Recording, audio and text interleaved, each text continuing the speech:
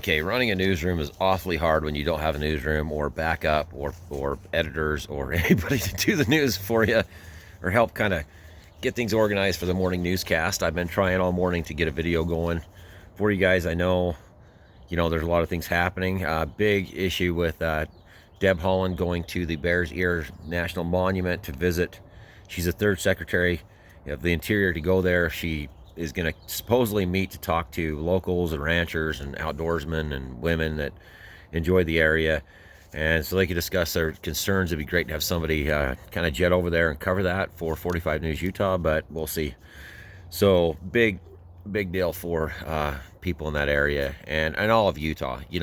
I'm a strong believer in public lands and public access, and not giving it up to monuments. So you can catch that. I already had a commentary on that in previous videos. Okay, on to the news. 18.2 million Americans are out of work, and it seems like the number is basically climbing.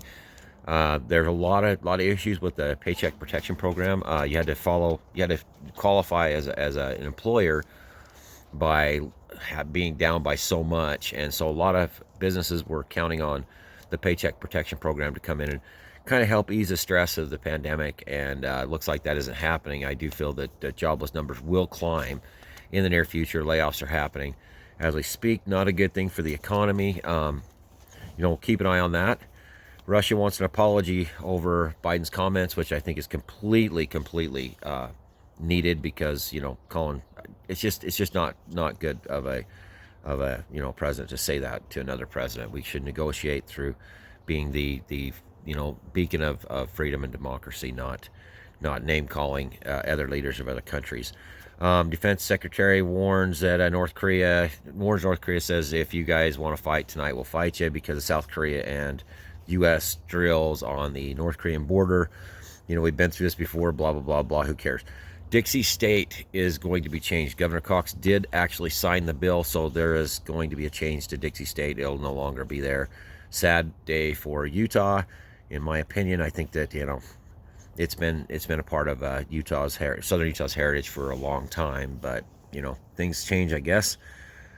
Arrested in Utah. Well, there's a new lawsuit out about DNA evidence being left on the desks of officers and investigators. Is not being processed. That could free people or actually incarcerate people. So that's a pretty big deal. There was a dog treat recall. You need to check your local news for that. Not a good thing if you are carrying that type of frozen dog treats, and I think there's one smoked dog treat.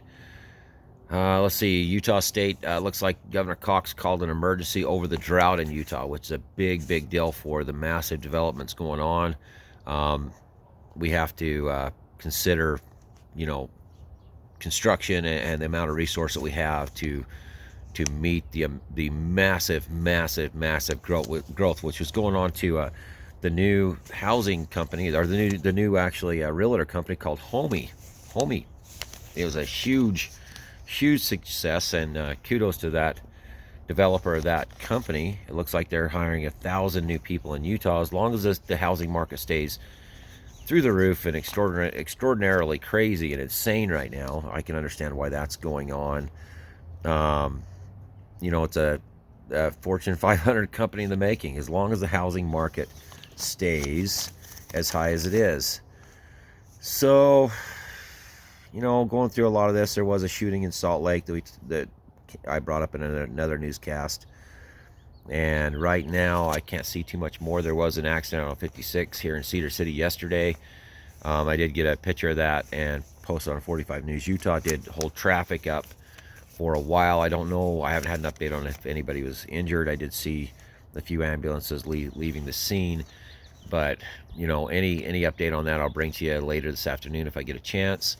As far as the weather's great, kind of overcast. Looks like a storm coming into southern Utah. Going to be here Sunday.